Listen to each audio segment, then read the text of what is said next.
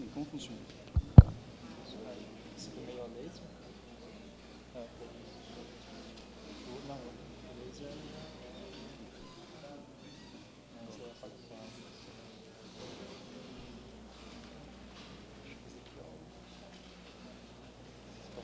Ah, o laser aqui embaixo. Essa arminha. Aí nessa E aqui para baixo.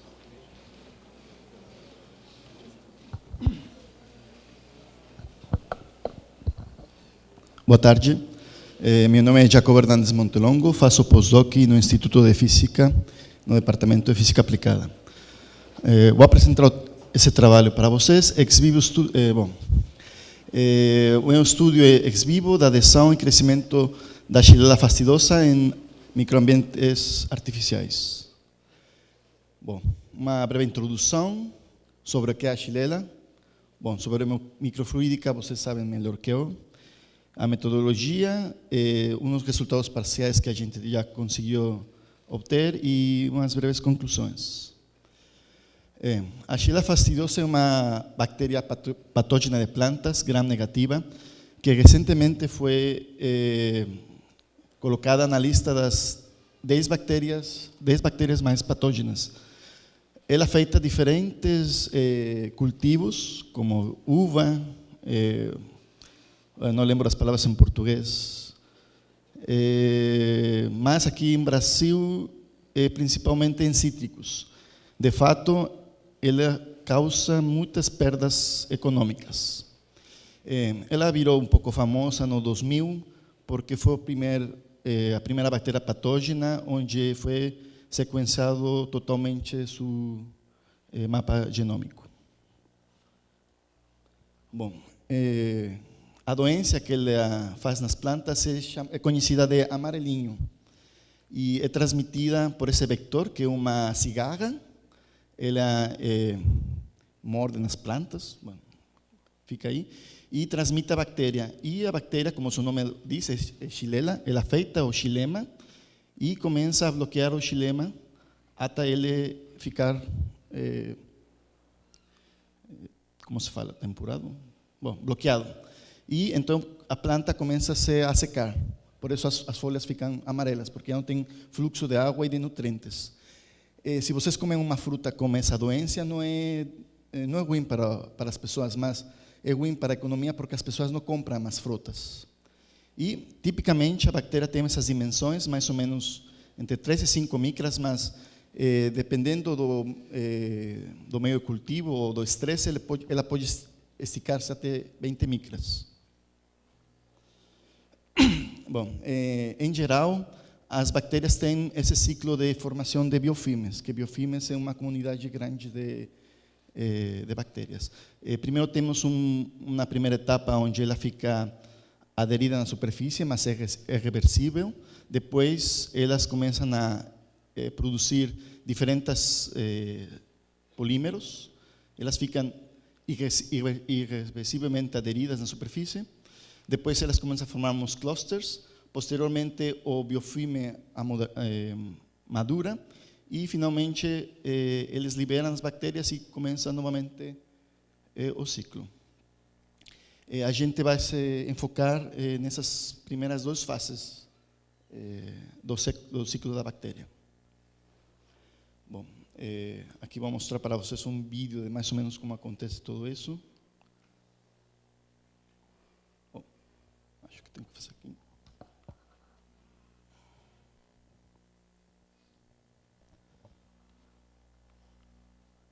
Bom, aí temos os xilemas das plantas. E aqui temos os clusters das bactérias. Vem o fluxo de nutrientes da água. Se a cigarra está aí, ela pega a bactéria e voa e transmite a doença para outras plantas. Bom, a gente usou a microfluídica para estudar o que está acontecendo fora da planta, né? Bom, para conseguir, porque as dimensões dos xilemas estão ao redor de 20 micras, 20, 50, temos uma faixa aí, então é perfeito para trabalhar com isso. E como vamos fazer isso? Bom, primeiramente fazer uma construção de microcanais E a gente está particularmente interessado em dois ambientes químicos específicos. A gente fez funcionalizações com celulose artificial para simular o xilema das plantas e também quando as bactérias começam a crescer e quando ficam fixas na superfície do xilema e quando começam a crescer os clusters, elas secretam, essa proteína fica sobreexpressada. É uma adesina da bactéria.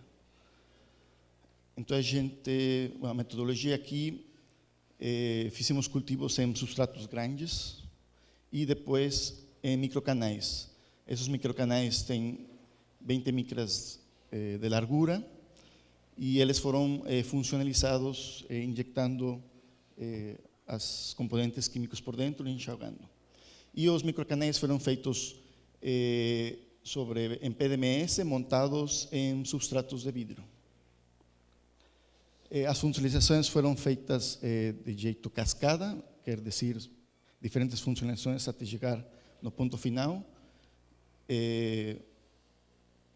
Primeiramente, oxidamos a superfície com uma solução piranha. Normalmente é mais comum fazer plasma, mas como já temos um microcanal, a gente injetou a solução piranha para obter grupos hidroxilos. Depois aminamos com etanolamina. E essa etanolamina foi a base para fazer as seguintes funcionalizações. A gente funcionalizou com carboximetilcelulosa para um caso e posteriormente com a proteína ESHADI. Mas prévio da proteína, a gente colocou aqui uma cadeia de pelinglicol que tinha um grupo carboxil para conseguir agregar a proteína mediante um grupo amino. Bom, a gente trabalhou com essa cepa específica de bactéria, que essa cepa é modificada geneticamente e ela tem fluorescência através dessa proteína. A gente deixou 2 dias de cultivo antes de fazer as medidas. É importante mencionar que essa bactéria tem tempos de duplicação muito devagar, ela demora dias. Normalmente uma bactéria em horas já está duplicada, em um dia ela já chega na parte, no platô, mas essa bactéria demora dias.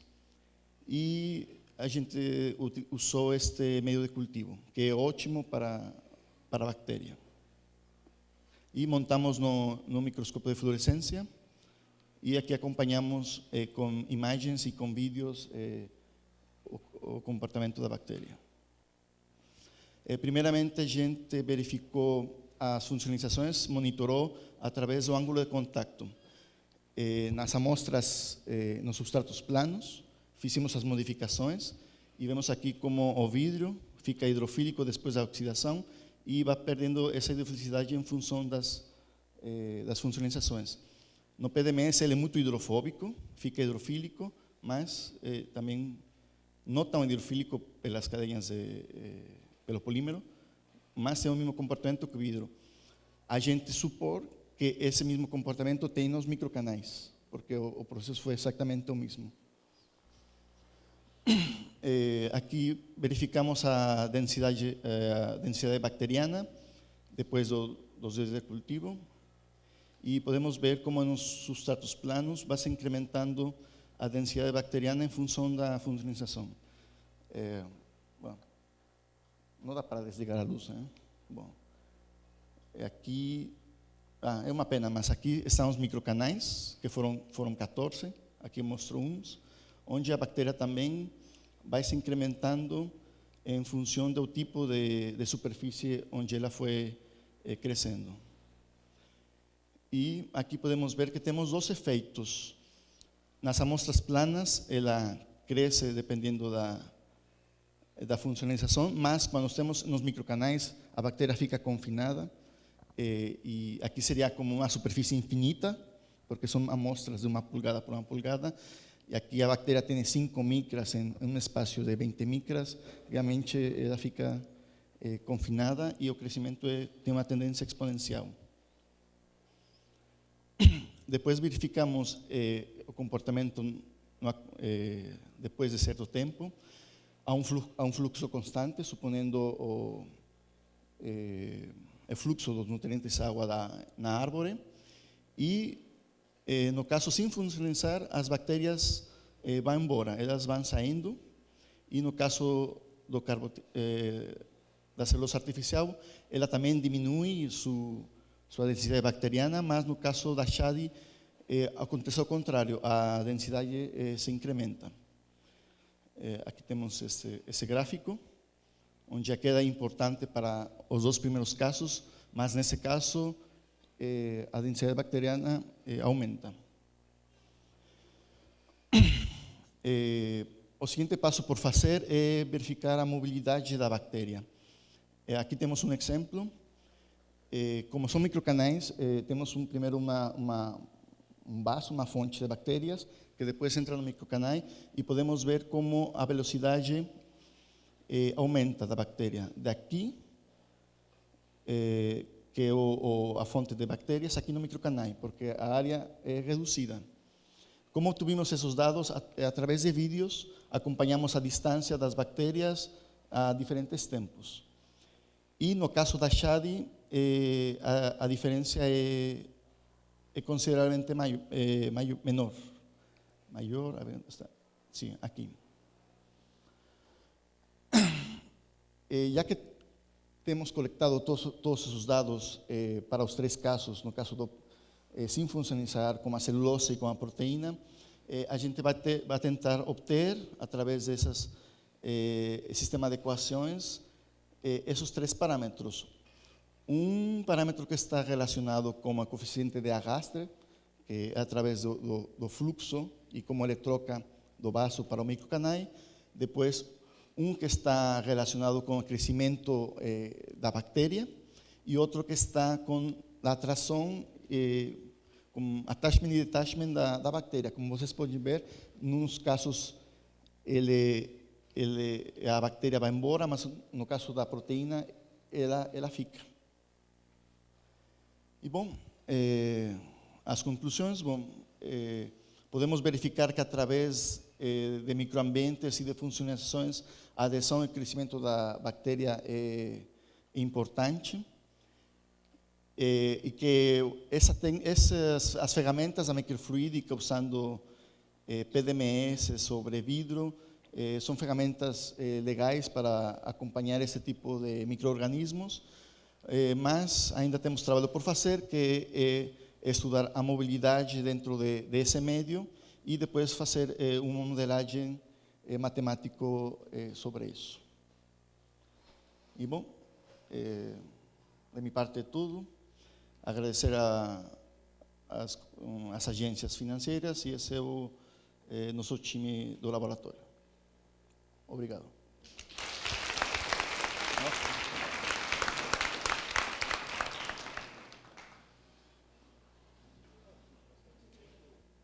Sim, tem perguntas.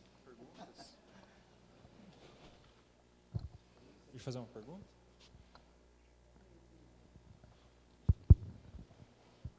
Jacobo, boa apresentação. Em relação àquela última equação que você coloca lá da biomassa, né? Como vocês chegam nessas expressões? Bom, aqui essa concentração das bactérias, mas aqui a gente só toma o plano do vidro, porque a gente não consegue, nosso microscópio não é para ver diferentes planos, não confocal. Então, a gente só vai tomar em conta a densidade bacteriana, além disso que são as bactérias que estão aderidas. As que estão dentro do microcanal se estão mexendo com o fluxo. E aqui, bom, esse é o fluxo, esse é o volume do reservatório. Bom, isso é para o caso do reservatório e aqui é para o caso dos microcanais. Que aqui, na verdade, bom, que são parciais porque temos o comprimento do canal, mas a gente viu que é constante. E aqui o tempo.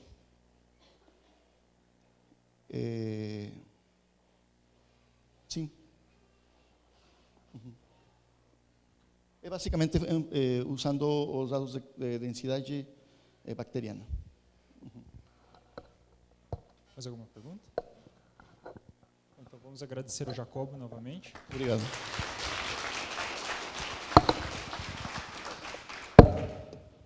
E gostaria de convidar o Johnny para proferir sua apresentação, por favor.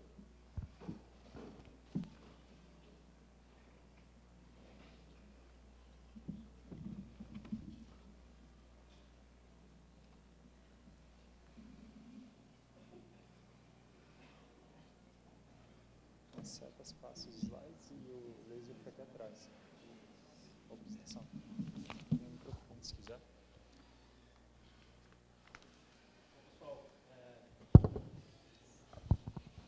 Boa tarde. Então, eu sou o Johnny. Vou falar para vocês dos trabalhos que a gente vem realizando na área de fotônica na Universidade Estadual de Maringá. Mais especificamente no Laboratório de Materiais e Sensores. Tá? A gente vem trabalhando lá com o desenvolvimento de sensores SPR e, ultimamente, a gente vem tentando acoplar esses dispositivos a sistemas microfluídicos, e esse vai ser o enfoque desse trabalho. Tá? Bom, então, só para começar a apresentação, vou falar de maneira geral de alguns aspectos de sensores. O professor Ivo, na palestra anterior dele, falou já algumas coisas relacionadas com sensores, mas vou ressaltar algumas delas que eu considero importante aqui. Bom, então, sensores são dispositivos de detecção direcionados para um determinado analito-alvo, que conta com dois mecanismos importantes, que é o mecanismo de reconhecimento, né, um mecanismo que envolve reconhecimento de um determinado analito-alvo a partir de uma matriz de uma determinada amostra, e, segundo, um mecanismo de transdução, que converte esse evento de ligação, esse evento de reconhecimento, em um sinal que pode ser mensurável, que te permite monitorar a presença ou não de um determinado analito. A gente tem uma classe especial de sensores, que são os biosensores, que é quando o dispositivo de detecção é direcionado para a detecção de um analito-alvo biológico. E, dentre os biosensores, nós temos ainda biosensores imunológicos, que é aqueles onde o evento de reconhecimento ele acontece via uma reação imunológica, tipo anticorpo antígeno, enzima substrato e assim por diante. A vantagem dessa classe de sensores é que eu conto com uma elevada seletividade, né, já que essas reações imunológicas são altamente seletivas. Então, isso é uma vantagem bastante interessante desses sensores. Atualmente, a busca é grande pelo desenvolvimento de novos sensores. Dentre esses novos sensores que estão surgindo, os sensores ópticos têm realmente um interesse bastante interessante da comunidade científica. O efeito de ressonância de plano de superfície, né, o SPR, ele é principalmente aqueles gerados em nanoestruturas metálicas, mais especificamente ainda em arranjos de nanoburacos, da qual eu vou falar um pouco no decorrer da apresentação, têm sido empregados no desenvolvimento de biosensores ópticos e têm sido usados para diagnósticos biomolecular. Tá? Então, algumas vantagens desses biosensores SPR, principalmente em relação ao ELISA, que é um método tradicional para determinação biológica, a gente pode citar aqui que os biosensores SPR contam com uma análise em tempo real. Então, à medida em que o processo de reconhecimento biomolecular vai acontecendo, você consegue monitorar isso em tempo real. São equipamentos que a operação é fácil, medidas ópticas normalmente são fáceis de serem realizadas. Ainda o arranjo normalmente empregado nesses dispositivos é um arranjo colinear, ou seja, você emite luz e coleta a luz na mesma linha, né? Você pode trabalhar com detecções diretas, isso te possibilita fazer estudos cinéticos da interação anticorpo e antígeno, então isso também é uma vantagem bastante importante. O ELISA, que você trabalha com uma resposta indireta, você determina o teu analito de maneira indireta, a partir de um anticorpo secundário, né? Então te permite fazer esse tipo de estudo, por exemplo. São livres de marcação molecular e também tem uma área sensorial micrométrica. Isso é bastante interessante, porque você pode obter dispositivos em miniatura. Tá? Isso é também um ponto importante desses materiais. Além disso, eles podem ser conjugados com sistemas microfluidos, que dão várias vantagens que muitos dos seminários aqui apresentados já mencionaram. Então, isso aqui é só um protótipo aqui de um sistema microfluídico que pode ser acoplado em biosensores SPR. Com relação ao efeito, então, o que é o efeito de SPR? Então, esse efeito ele foi inicialmente, na verdade, teoricamente previsto por esse cara aqui, o Rich, na década de 50, e basicamente o fenômeno, o efeito de SPR, é um aprisionamento de luz na superfície de um metal que faz interface com um dielétrico, e esse aprisionamento ele se dá por conta de uma interação do campo elétrico da luz com a densidade de cargas existentes na superfície do metal.